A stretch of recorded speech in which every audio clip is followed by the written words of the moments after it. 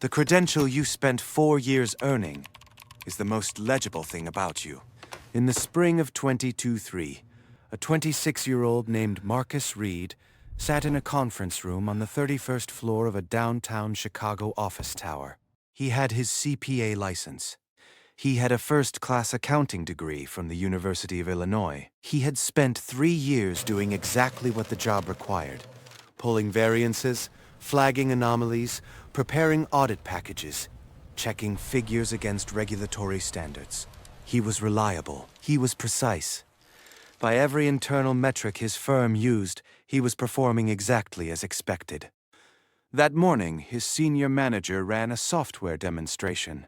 The platform, an AI-assisted audit tool the firm had been piloting for 11 months, processed a routine compliance check, the same check Marcus completed manually in 4 to 6 hours. The tool returned results in under 40 seconds. The manager didn't look up from the screen. He said, "This is where we're heading." Marcus drove home that evening thinking he had watched a technology demonstration. He had actually watched his own performance review. This is not a story about Marcus. It's a story about what happens when the education system you trusted to make you irreplaceable was actually teaching you to do exactly what machines were built to do better. This is Last Shift, where we document what happens when work begins to change.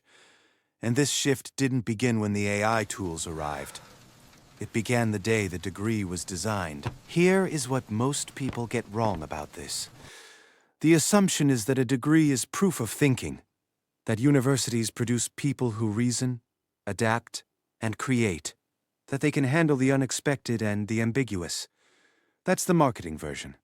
That's the brochure. Here's what actually happens inside the system. A degree is awarded for consistently producing outputs that match a rubric.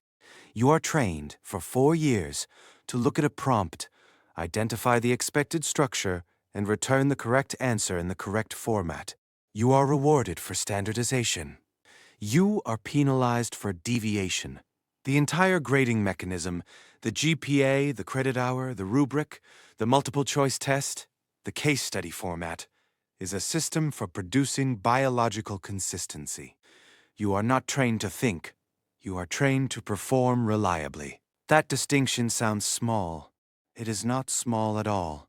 When employers see a degree, they see someone who has proven, across 4 years, thousands of hours, and tens of thousands of dollars, that they can operate within structured systems, follow defined inputs, and return predictable outputs.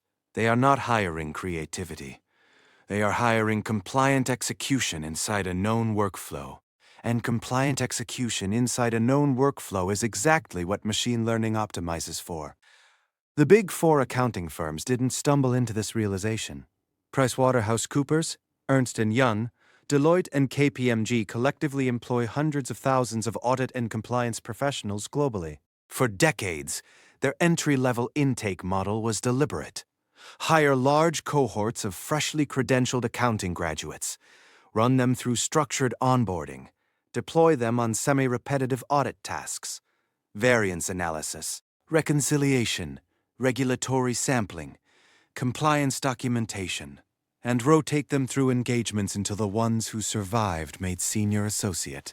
It was a machine for converting standardized education into standardized labor. Bureau of Labor Statistics data tracked what happened next. Employment growth in accounting and auditing roles, positions that historically absorbed the majority of accounting graduates, flattened in ways that contrast sharply with overall private sector trends. The credential pipeline kept producing graduates. The intake pipeline didn't grow to match. Firms were getting more out of fewer people, not because they hired better people, because the software was doing more. What changed was not the quality of the graduates. What changed was the value of the work they were hired to perform. Audit sampling, regulatory cross-referencing, variance flagging. These are not complex intellectual tasks. They are procedural. They require attention, accuracy, and familiarity with the rulebook. They do not require a human. They require a reliable machine that knows the rulebook. The accounting degree proved you were a reliable machine that knew the rulebook. The software proved it didn't need you to prove that anymore. Your expensive credential transformed you into the perfect training data for your replacement. The CPA exam structure reinforces this. The format, multiple choice sections, task-based simulations, rubric-scored written responses, maps almost perfectly onto the problem types that large language models solve at high accuracy. With no training time, no salary requirement, you spent months preparing for a standardized test to prove you could handle standardized problems. The test was a benchmark. The software benchmarked higher. This is not a coincidence. It is structural. The degree was designed to certify that you operate within a defined system. That is exactly what made the system vulnerable. When the thing that makes you credentialed is the same thing that makes you replaceable, the credential stops being protection. It becomes a liability signal. It tells an employer, this person has spent 4 years learning to do what the software already does. The question nobody in higher education is asking publicly: if the university system was always training people to perform structured, predictable, rubric-compliant work, what has it actually been building? The answer is becoming increasingly unavoidable. Training data.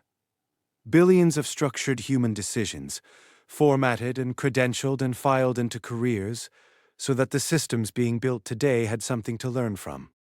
This is not the first time a credentialing system produced workers into a category it then helped eliminate. Telegraph operators in the late 19th century were the technical elite of their era. They required years of training, a specialized code system, and precise physical skill. The railroads and newspapers paid premium salaries for reliable operators. The telephone arrived and made the entire category structurally redundant within a generation. Not because the operators were unskilled, because the credential was attached to a technology that a faster one replaced. The workers who suffered most weren't the unskilled laborers with no credentials at stake. They were the ones who had invested the most in the specific technology being replaced. That pattern has never stopped running. Now consider what happens to a credential when the entire category of work it certifies for migrates into digital environments. The degree doesn't just train you to perform structured, predictable work. It trains you for a specific physical environment. The screen, the office, the digital workflow. Every major white-collar credential, accounting, law, finance, marketing, business administration, communications, equips its graduates for what researchers now call frictionless labor, work that occurs entirely as data. Input arrives on a screen. Processing happens in software. Output is returned as a file. The work leaves no physical trace. It never has to touch anything, lift anything, or navigate anything unpredictable. That sounds like a feature. It is actually a vector. If your work exists entirely as data flowing between systems, if every input and every output is already digital, then you are not in a workplace. You are in a supply chain. And supply chains get optimized. They always have. The only question is what technology is available to optimize them, and how fast it scales. The degree graduates of the last 2 decades walked into jobs that were, structurally speaking, already automated and waiting. Complete digital enclosure, screen-to-screen workflows, no physical constraint, no unpredictable variable, no friction requiring a human body to resolve. It felt like elite work. White-collar, indoors. It required education. It ran on laptops and enterprise software and quarterly reports. It was also, from a systems design perspective, the most vulnerable possible category of labor. When language model tools reached commercial deployment between 2002 and 2004, the first categories to feel the compression weren't factories or warehouses. They were the categories where every task was already encoded as text, structured as a template, evaluated against a rubric, and returned as a formatted output. The categories that degree programs had spent decades optimizing their graduates to fill. The freelance platforms show this directly. Upwork and Fiverr, which had grown through the late 2010s as overflow infrastructure for digital white-collar work. began experiencing volume compression in categories that tracked almost perfectly with the task types that commercial AI automated first. Short-form copywriting, translation of structured documents, data summary and annotation, social media content calendars, basic visual asset creation from templates. These weren't low-skill jobs. Many required degrees. Copywriters had marketing degrees, translators had linguistics degrees, research associates had business degrees. The credential didn't protect the income stream.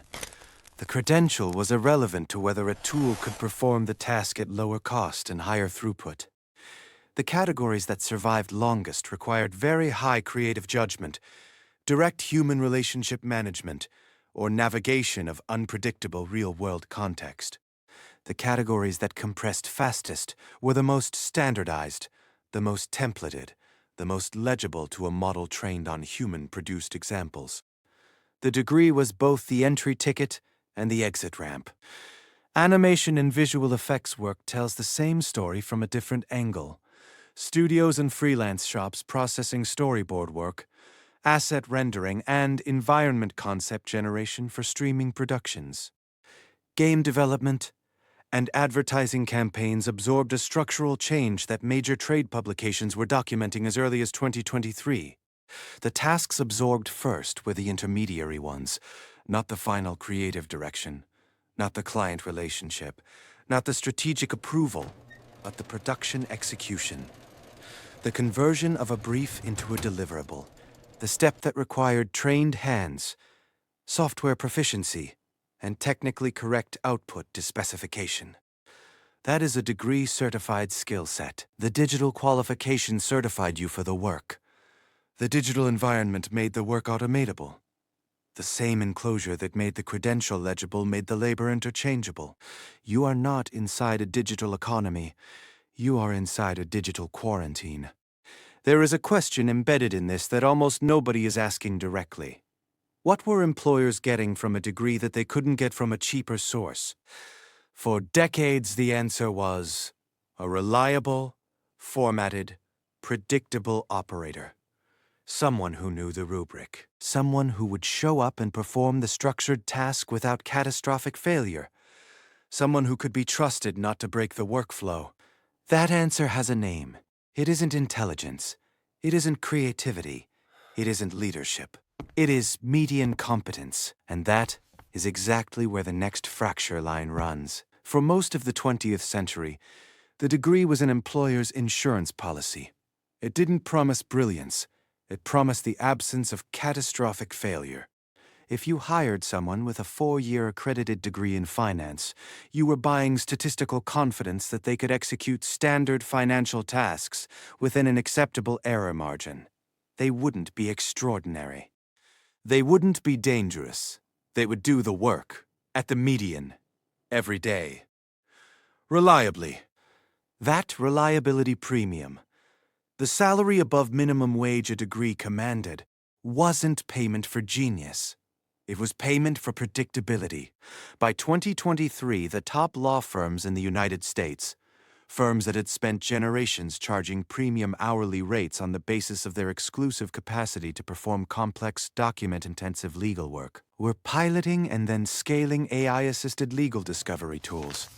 Harvey AI, one of the more documented adoption cases in the legal press, was being used across document review and research workflows that had historically employed large cohorts of first- and second-year associates and paralegal staff. These weren't junior employees doing low-quality work. These were credentialed legal professionals performing tasks their multi-year education had specifically qualified them for. The tool's output on structured legal research and contract analysis consistently met or exceeded the quality of initial drafts produced by junior associates. Not first drafts by exceptional lawyers. First drafts by adequate ones. The median. And the median is exactly what a starting salary covers. Executive surveys from early enterprise AI deployment show a pattern that, once you see it, doesn't resolve into something comfortable. When senior leadership compared satisfaction rates between AI-generated outputs and outputs from junior employees on structured professional tasks, contract summaries, research briefs, financial model projections. The AI outputs were rated comparably or better on accuracy and structural clarity. Not always, not on every task, but enough times, and across enough categories, that the math of a junior employee's annual salary against an enterprise software license changed the hiring calculus. That calculus is now showing up in Bureau of Labor Statistics employment data for entry-level professional roles.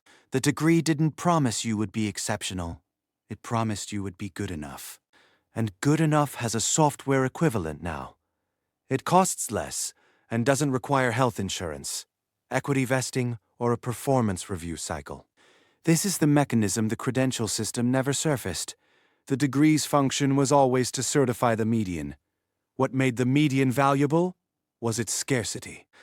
What ended that scarcity was software that produces median output at near zero marginal cost per additional unit. The B student safety net has been removed. Not because B students got worse, because the floor that made being a B student economically viable, the guarantee that employers needed predictable, adequate, non-exceptional execution and had to pay a human being to provide it, collapsed when adequate, non-exceptional execution became cheaper to automate than to hire. Junior data analysts, research associates, entry-level financial modelers, the roles that absorbed hundreds of thousands of degree-holding graduates annually, because organizations needed structured analytical output and had to employ humans to produce it. Those roles aren't vanishing overnight. But Bureau of Labor Statistics data on entry-level hiring, in analytical and professional categories, shows the absorption rate has changed. The credential pipeline did not change to match. The jobs are not being listed at the same volume. The degree cohorts graduating into those industries are not finding the same density of entry points. And here is what nobody warns you about before you sign the student loan. The system that trained you for median competence also trained you to believe median competence was the floor, that the degree was the baseline from which you could build, that you would enter at the median and differentiate yourself through experience, judgment, and accumulated career depth, that the credential was a starting position, not a terminal one. What nobody told you is that the starting position is exactly what's being eliminated. The first rung of the ladder has been removed. So the question becomes, what do you do when you realize that specializing deeper doesn't make you safer? The instinct is logical. If the generalists are exposed, the marketing graduates, the communications majors, the finance associates with broad rubric-trained skill sets, then the answer must be to go narrow, to become the expert. To get the master's degree, the specialized certification, the narrow technical credential that proves mastery of a specific domain. If AI is replacing the generalists, surely the specialists are protected by the depth of what they know. That logic is the trap. Medical coding is one of the most credentialed, technically specific occupations in American healthcare administration. ICD-10 coding. The classification system that converts clinical diagnoses and procedures into standardized alphanumeric codes for billing, insurance claims, reimbursement, and compliance. Requires rigorous training, examination, and ongoing certification through bodies like the American Academy of Professional Coders. These are not broadly trained generalists. These are professionals whose entire value proposition rests on precise, consistent, rules-based translation of clinical language into a structured code system. And that precision is exactly what made them legible. The structure of medical billing is not ambiguous. It is formalized, hierarchical, and governed by published rules. In data terms, it is a classification problem. And classification problems are among the categories that machine learning handles with the highest documented accuracy when trained on sufficient labeled examples. The American health system has been producing labeled examples in the form of coded claims for decades. The training data existed before anyone built the model. Major hospital networks and revenue cycle management firms have been deploying AI-assisted coding tools across billing workflows, a trend the Healthcare Administration trade press has tracked since at least 2020. The tools handle high-volume, routine claim categories with consistent accuracy. The roles requiring the deepest structural familiarity with the coding rulebook are being reduced first. The credentials certified that you had mastered the structure. The structure was the thing being automated. Your skill set has an expiration date. Nobody tells you when. Junior software quality assurance testers tell the same story from inside the technology sector. QA testing has historically required enough technical fluency to understand software systems, plus the systematic rule-following attention that structured education rewards. You document test cases. You follow defined scripts. You compare expected outputs against actual outputs.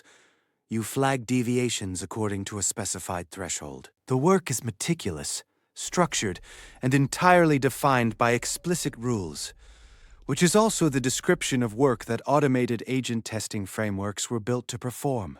The more specialized and formalized the QA role became, the more its outputs were structured as reproducible, documented, script-based procedures. The more precisely it mapped onto what an automated testing pipeline could execute without human intervention. The specialization didn't create distance from automation. It created alignment.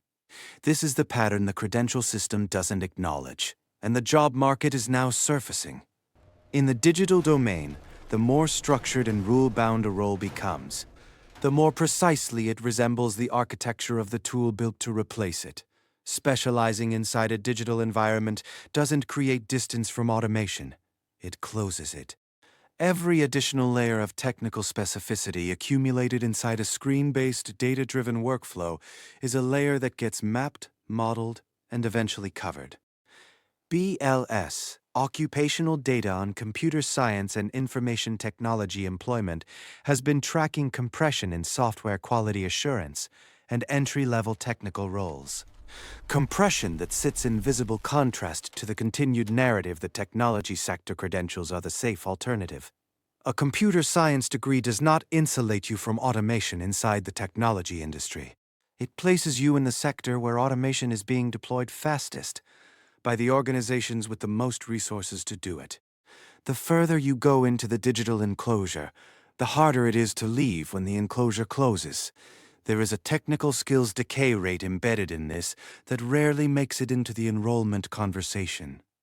The half-life of a specific digital technical skill, the window during which that skill remains a meaningful differentiator, has been compressing.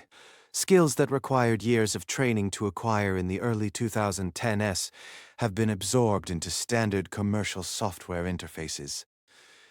Capabilities that required dedicated engineering resources in 2018 are available through consumer-facing tools today. The rate at which the leading edge of technical skill becomes commodity functionality is not stable. It is accelerating. When you specialize in a digital domain, you are building expertise in a moving target. The more precisely you specialize, the more precisely the target is moving away from you. A reasonable person might point out that AI tools themselves require skilled workers to deploy, maintain, and integrate. That every wave of automation has created new employment categories for those who understand the infrastructure behind it. That argument is real. It is also incomplete. The employment created by automation infrastructure is heavily concentrated among a small number of engineers at the leading edge of model development. The deployment of those tools does not generate the same volume of entry-level technical employment that the tools displace. The net employment math has not been neutral. BLS monthly employment situation data on professional and business services since 2023 reflects this. The jobs created by the infrastructure do not replace the jobs consumed by it at the entry and mid-level. Specializing deeper inside the digital environment is not a survival strategy. It is digging a deeper digital hole. But the hole has walls on one side, and on the other side, the physical world. The rules are entirely different. Ask yourself what happens when the task requires a worker to be present in three-dimensional space, navigating variables not encoded anywhere, responding in real time to conditions no training data set has ever seen. The aircraft mechanic does not work on a virtual aircraft.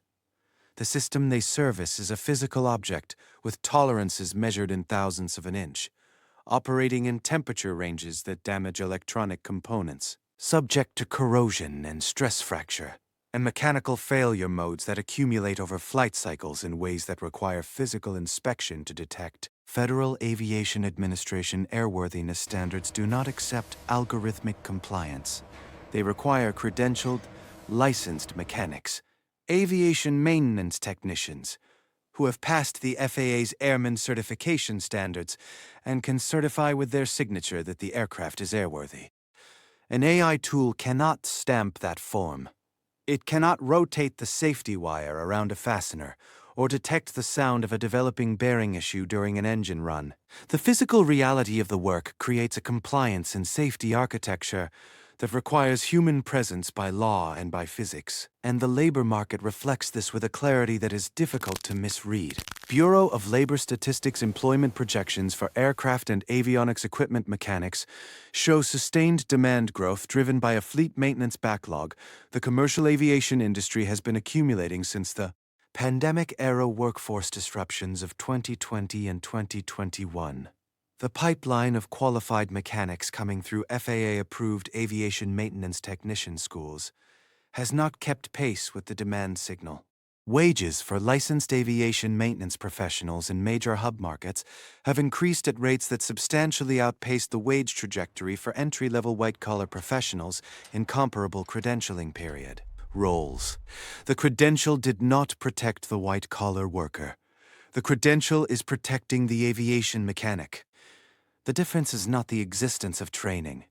The difference is where the training leads, into a digital enclosure that software can navigate, or into a physical domain where software cannot follow. High-voltage industrial electricians navigate a similar structural reality. The work requires years of apprenticeship under licensed journeymen, specific state licensure examinations, and ongoing certification in evolving code standards.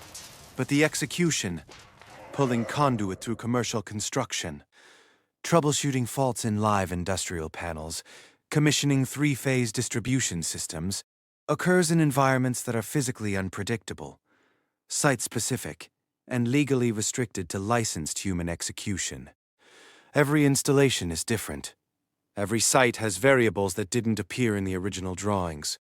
The work requires judgment built from physical experience, not pattern matching against a training corpus. BLS, Occupational Outlook data for electricians and related construction trades, shows above-average employment growth projected across the next decade, driven by infrastructure build-out, data center expansion, electrical grid modernization, and renewable energy installation.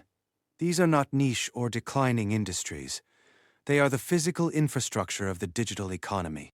Every data center running the language model tools that are compressing white-collar employment requires someone to wire it, cool it, and maintain its physical systems.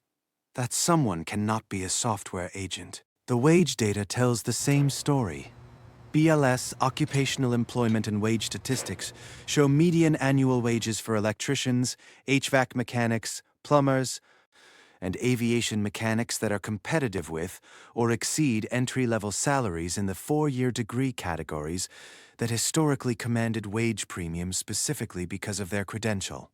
The premium the degree once commanded was always a function of regulated scarcity, the formal barrier of the credential that limited the supply of qualified workers. The AI shift has eliminated that scarcity in every white-collar category where the credential's certified structured, digital replicable output.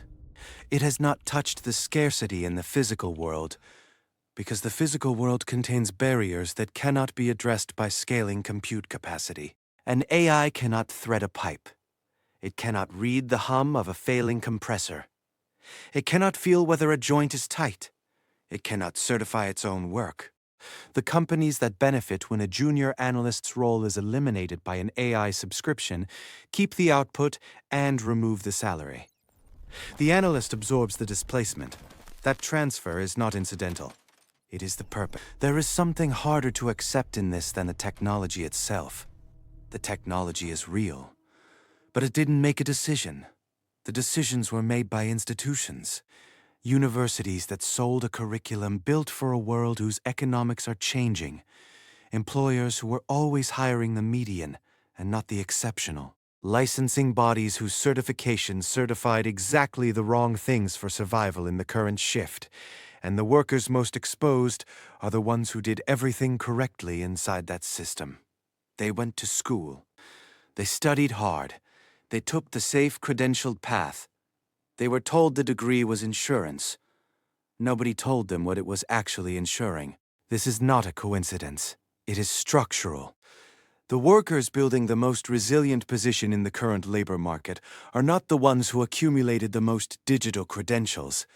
They are the ones whose work requires navigating physical reality, where AI cannot follow, where physics creates friction, where legal compliance requires a licensed human signature, where the unpredictable variables of actual material systems make the clean, legible logic of machine learning insufficient. Emergency nursing cannot be offloaded to a model.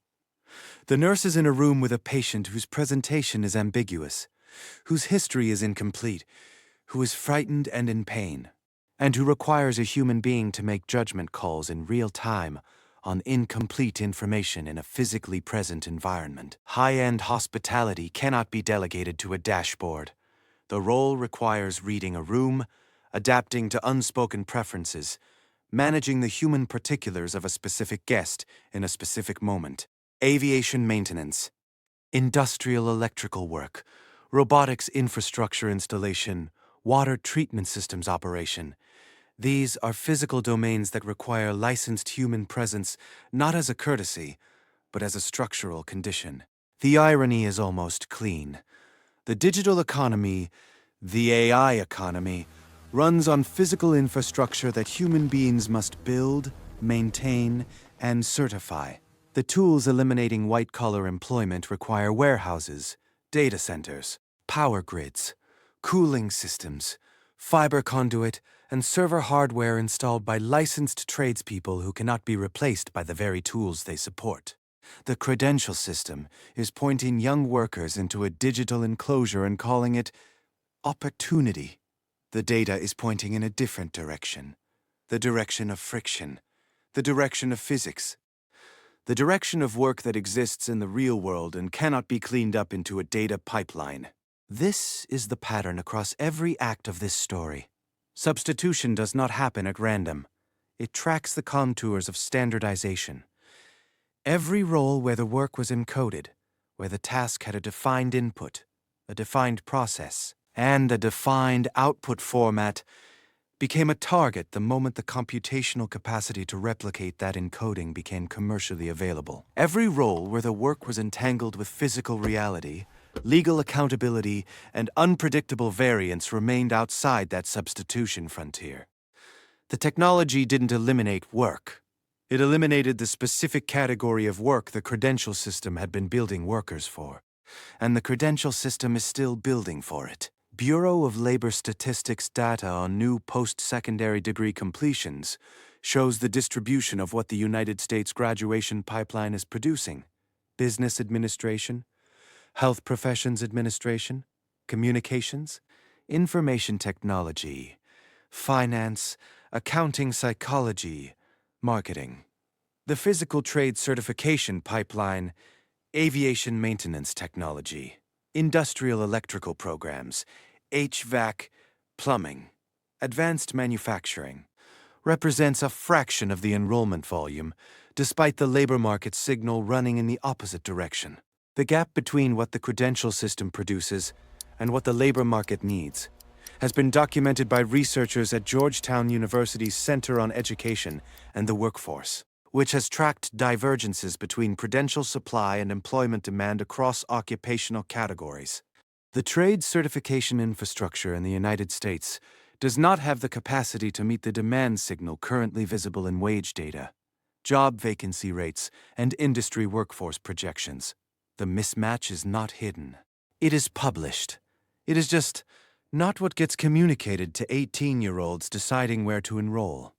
And yet, the $30,000 accounting program enrolled at full capacity again this fall. It is now late 2024. Marcus Reed is not in public accounting anymore. He left the firm 8 months after the demonstration. Not immediately. There was no layoff notice, no dramatic exit.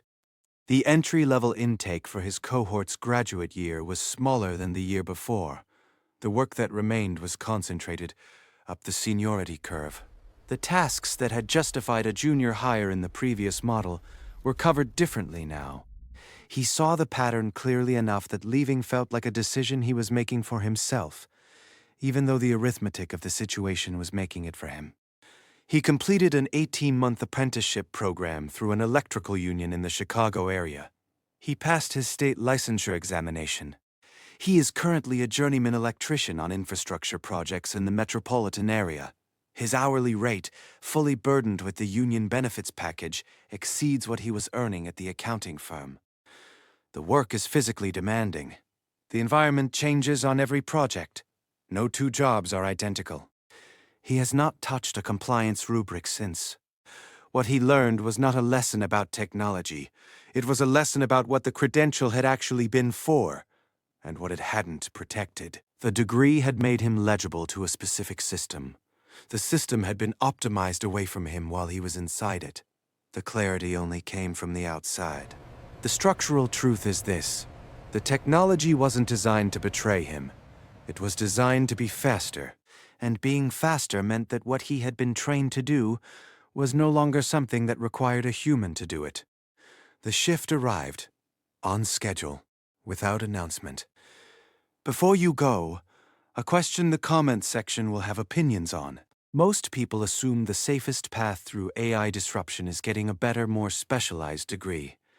Given what this episode documents about how specialization tracks the digital enclosure, is that assumption still defensible?